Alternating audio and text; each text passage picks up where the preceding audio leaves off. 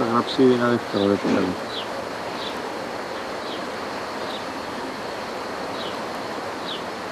Να σου κάνω και την είσοδο, νίκα ένα σήμα εκεί πάνω.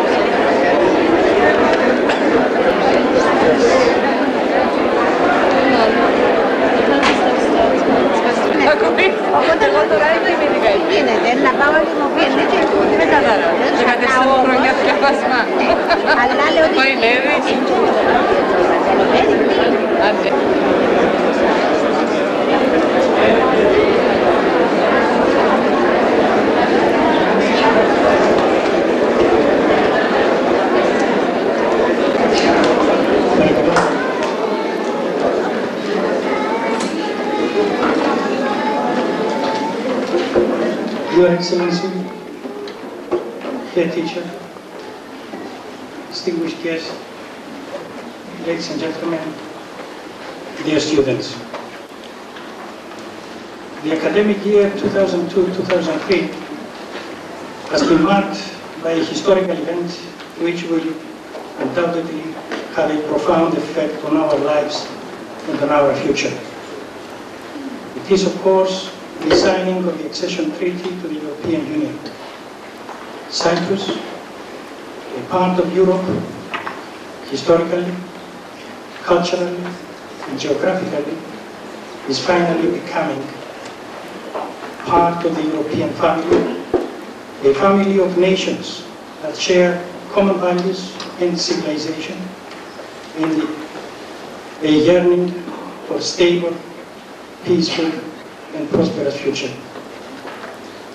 For our school, it has been also another successful year, thanks to our management, staff, students, and parents. The upgrading of both its academic and technical infrastructure that started 2 years ago within the framework of the 5-year development plan has given its first sweet fruits. The summer of 2002 external examination results produced a record high level of academic achievement. On behalf of the Board of Management, I extend our happiest congratulations to both students and staff. During this academic year, we saw also the start of the construction of the impressive new Science and Technology building, which will include 15 laboratories of physics, chemistry and biology, 2 new computer labs, a 120-seat state-of-the-art lecture theatre, which will feature the most up-to-date audiovisual equipment of any school in Cyprus. The building is expected to be ready for use in September 2004. The existing 8 school labs will be converted to classrooms and departmental suites, thus creating additional space, which among others will be used for creating an additional first-year class for the Turkish Cypriot students. The school will be saying goodbye to a number of staff who will be leaving to take up new posts in Cyprus and abroad. Among these are Dr. Andrew Moore, our head of mathematics, and Mr. Andrew Doddridge, who gave valuable assistance both as a geography teacher and with the Duke of Edinburgh scheme. We give our thanks and our appreciation, but also our best wishes for success in their future careers to all who are leaving us to take up different appointments. Our head teacher, Mr. Robert Swan, will be leaving us to return to the United Kingdom. Mr. Swan was with the school the past 4 years, during which time the school entered the new millennium, celebrated its centenary, saw the introduction of information technology and the implementation of 5-year development plan. We offer our deep appreciation to Mr. Swan for his valuable assistance during the time of these important changes and wish him and his wife Maria every happiness and success in their new post. I would like to think that our school has provided our graduating students not only with academic qualifications, but also with the ammunition to become effective and correct citizens of the world. All those who are leaving take with them our love, best wishes, and I am sure happy memories of our school. Unfortunately, at this year's celebrations, 2 beloved persons, members of our community, are missing because of their unexpected and untimely deaths. The first is Andreas Adamidis, a student due to graduate from the English school today, who was killed in a tragic motorcycle accident. The second is Dinos Ioannou, ex-member of the Board of Management, old boy and the soul of a soccer, of which he was a chairman for many, many years, founder of his hockey team, and in general intimately involved with the sports and the whole life of the English school, who died suddenly of a heart attack on his return from a trip abroad. Our sympathies go to the family and friends of Andreas and Dinos. They will be remembered with affection by all who knew them. Thank you very much.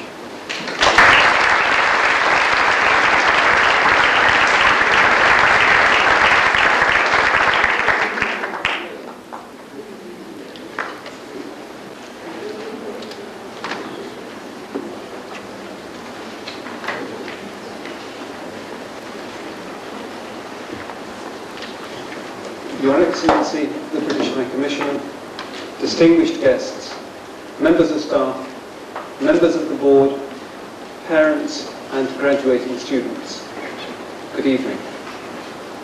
Welcome to the English School's annual graduation ceremony. It is one of the key symbolic rites of passage in life, the point at which a child formally becomes a young adult. In many societies, such occasions are marked by great public ritual. But these days, in Europe at least, the transition tends to be marked by a dignified ceremony such as this. This is in no way to belittle its importance. Human beings are a curious species because they mature physically many years before society deems them fit for true independence. We have coined the term adolescence for this awkward period. What this evening's ceremony publicly records is the end of this transitional period. The the physical adult is at last recognized as an independent and autonomous person. This is the culmination of 6 or 7 years at the English school, but of up to 15 years of formal education in all. What has been achieved in this time? What justifies the claim that this evening's graduates are ready to step out and to take their place in society in their own right?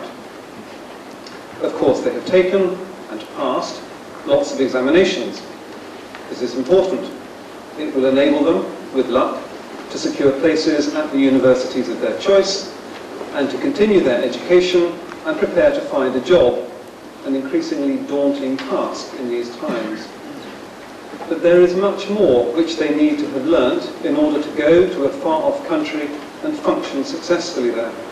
Some are academic, some are general, such as information technology competency.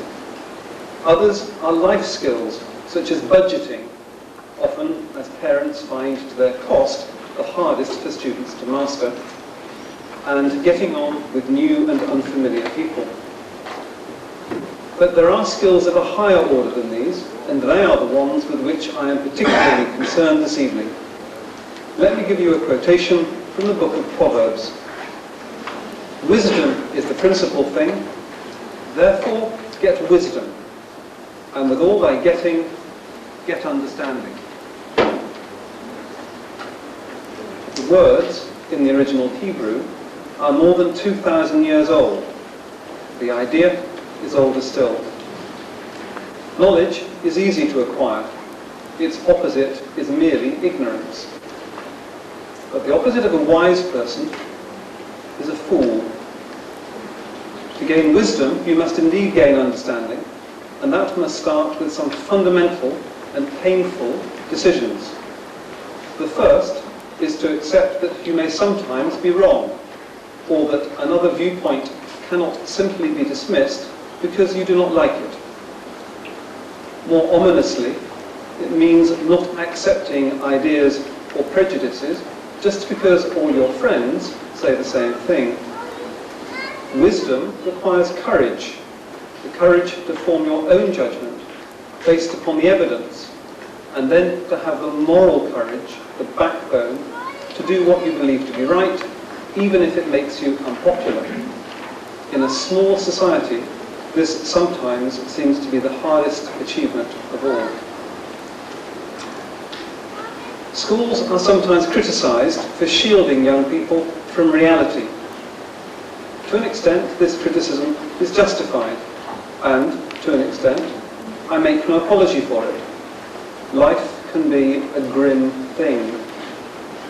A realization of the inevitability of disappointment, suffering, and loss will, sooner or later, impress itself upon everyone through personal experience and need not be unduly hurried. It is important to encounter joy, satisfaction, and fulfillment as well.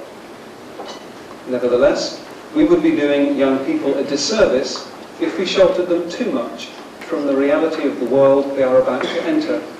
In practice, many subjects and activities bring this home, whether it be history, discussing the great tyrannies of the 20th century, or literature, urging students to enter into the consciousness of another individual.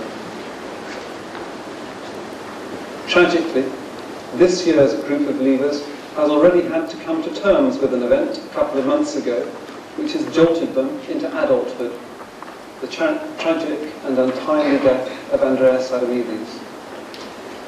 The way in which you have collectively and individually responded to this is evidence of your readiness to move on, and I commend you for it. What any encounter with the painful side of life shows us, whether it be individual or national, is the fundamental concept of responsibility. This is perhaps, in our times, the clearest and most practical form in which the search for wisdom confronts us. On the political stage, we must recognize that all our actions and inactions have consequences at whatever level of society we find ourselves. My beloved dog, a family pet for 12 years with which my children grew up, died this morning in acute pain. She had been poisoned by a plate of lanate deliberately placed near a public park where dozens of people regularly walk their dogs. Someone placed it there, knowing full well the intended consequences. But how much more responsible are those in public office who, when repeatedly petitioned to ban the unrestricted sale of lanate, refused to take any action? I leave you to imagine the likely reasons for that inaction. We all share responsibility for what is done in our names. This is why, at school, we learn about the regimes of Hitler and Stalin. The German and the Russian peoples are not uniquely evil, but they allowed power to be seized and wielded in their names with consequences which are only too familiar to us. Those who have the privilege of living in a democracy have a responsibility to use their power to see that the state upholds freedom of speech and action, freedom of religion and the press, freedom of discussion and debate. If they do not, they must share the responsibility for what follows. This year, at the school, I have introduced a new course called Critical Thinking. It goes to the heart of what, in my opinion, education is about. If you cannot think critically, then you cannot think academically, rigorously, or originally. While you are at university, your commitment to critical thought in whatever subject is not negotiable. Unless your mind is truly open and receptive, unless you can criticize accepted views and critically evaluate evidence, you will fail. But what is of far greater import for you and for the future of the societies you will live in is whether you will really make those values part of yourself, or whether you will fall into the trap of complacency, of the unquestioning acceptance of the views which surround you. Education does not stop with graduation from school, nor from university. It determines what kind of person you become, what intellectual values you uphold, what you make of your lives, and what you give back to society. The motto of this school is non sibi sed scholae. These are not empty words, no matter how many times you may have heard them. They embody an entire philosophy of life, one in which the founder believed passionately, one which remains today the cornerstone of the school's purpose. To be a true member of the English school community, they have to be more than words. You live in a world society in which you will see selfishness, materialism, greed, and lack of integrity. But you will also see nobility, self-sacrifice, and consideration for others.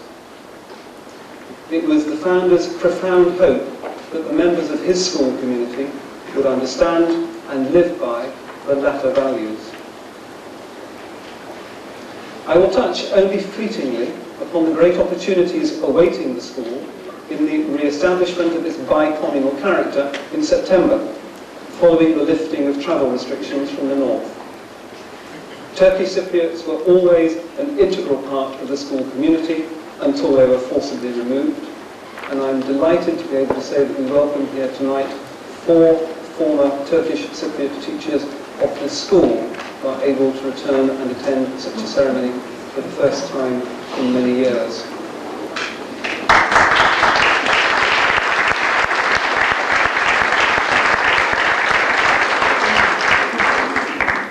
The keenness with which a new generation of Turkish Cypriots seek to recreate the school's traditional role in the life of the whole of Cyprus is very gratifying.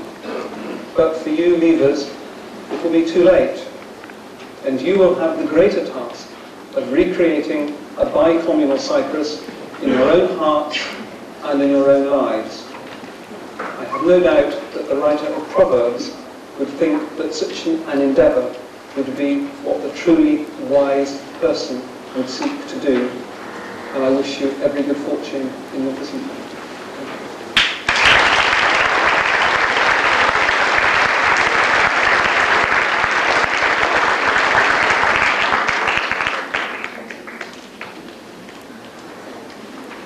I'm delighted to have the honour and privilege this evening to welcome as our guest speaker to this year's graduation ceremony His Excellency Lynn Parker, the British High Commissioner here in Cyprus.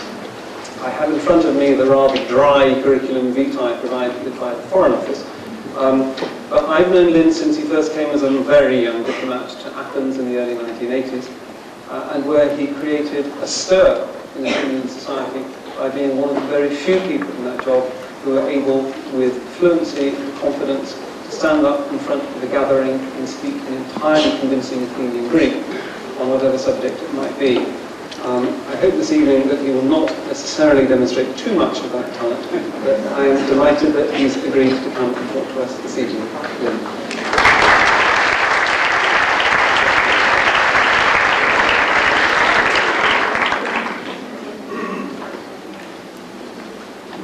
Robert, thank you for that warm introduction.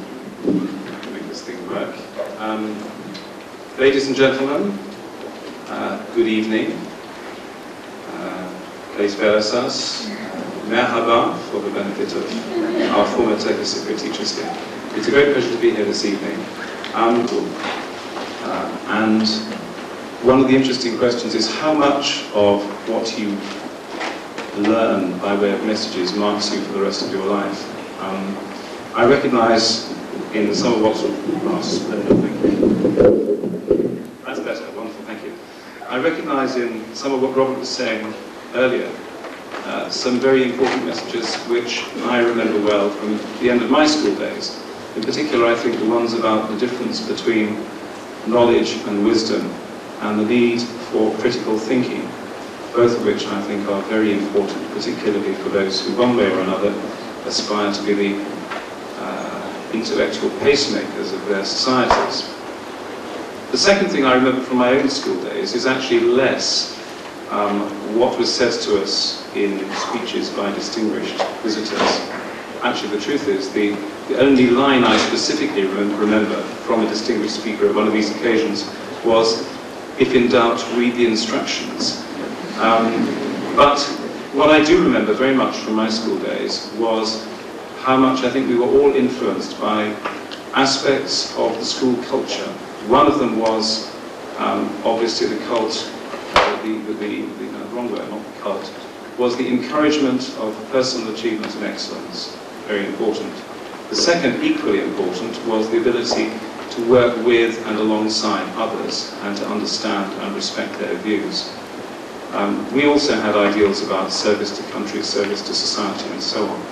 But I walked away from school and I've always been, I think, influenced by the belief that you need to find in life a way to reconcile your own personal objectives and ambitions with the needs and attitudes of those around you.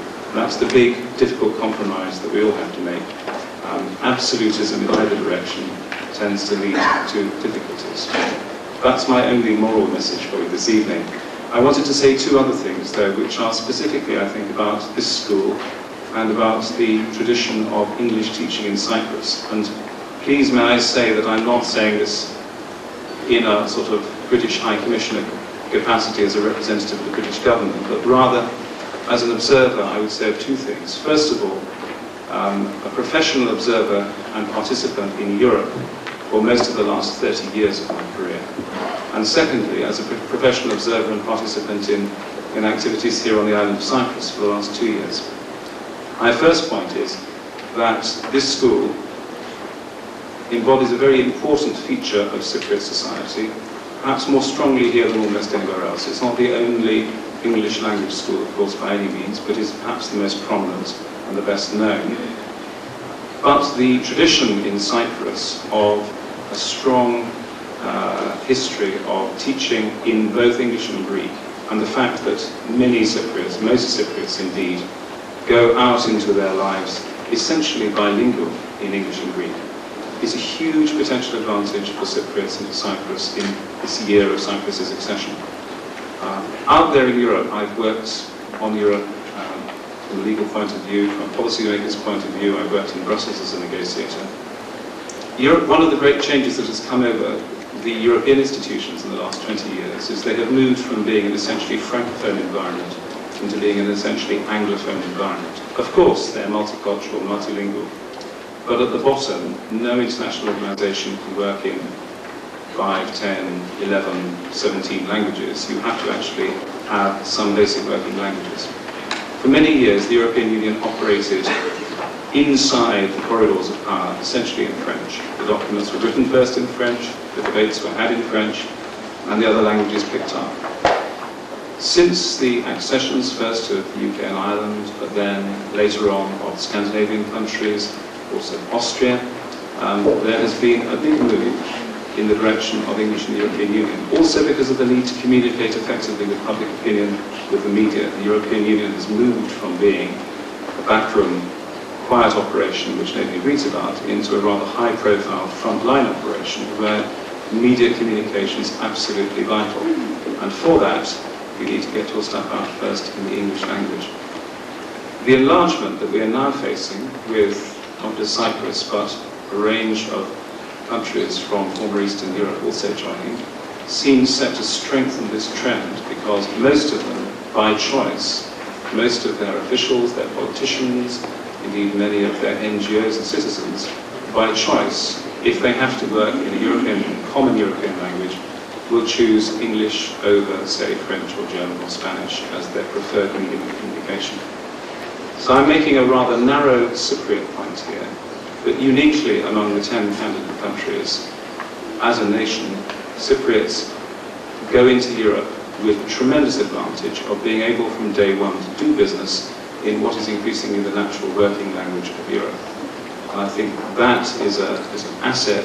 I think it will be an asset for all of you in different ways, and I think it's a huge asset for Cyprus.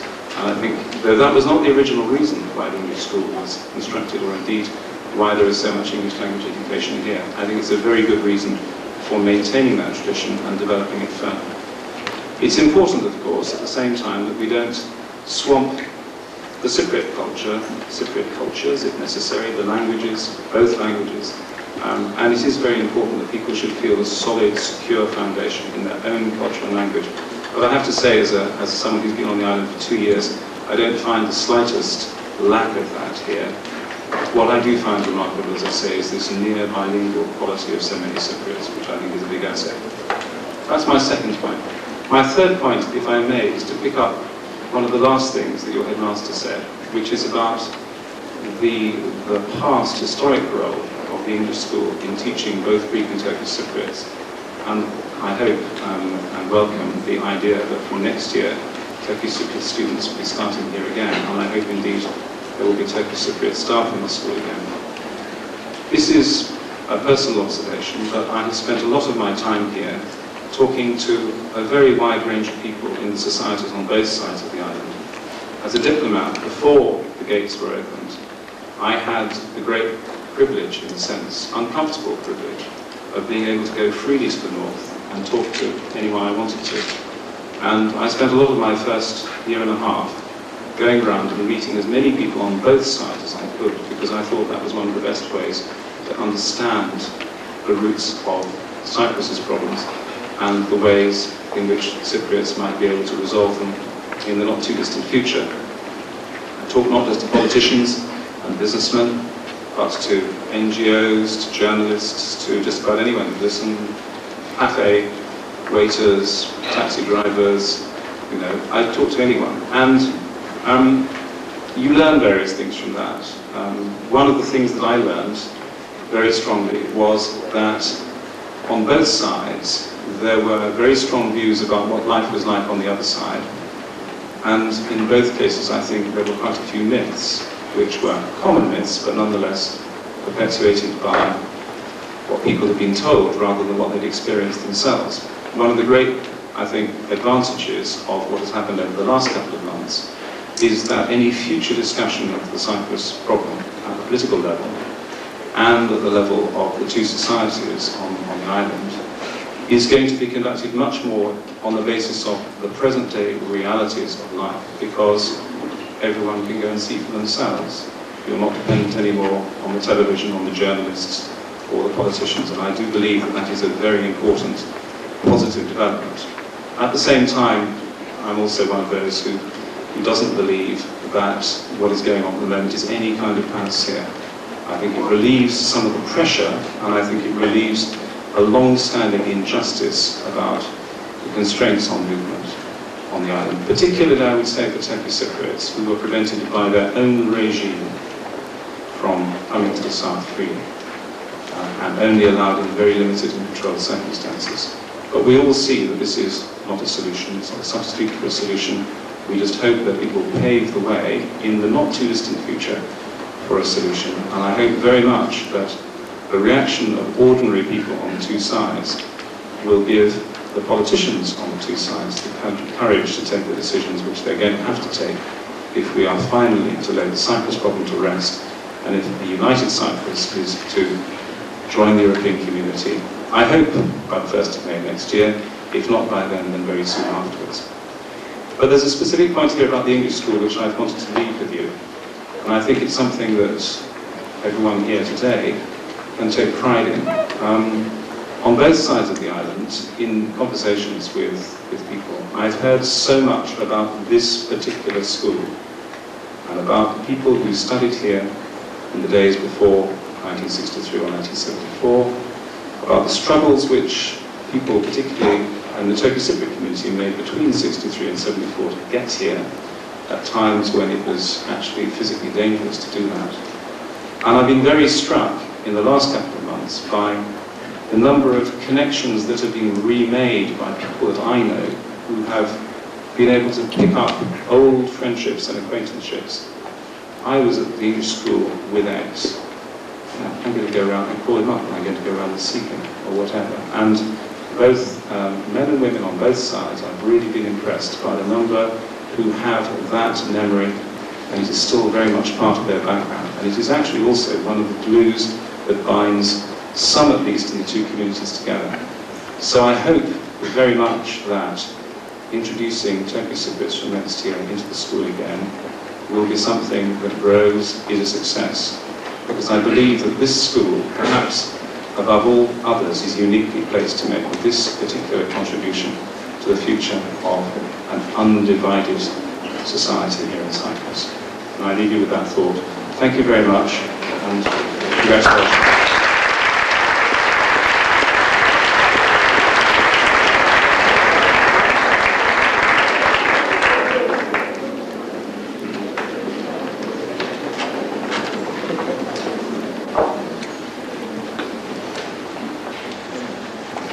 It was a difficult year for all of us, especially for the leavers.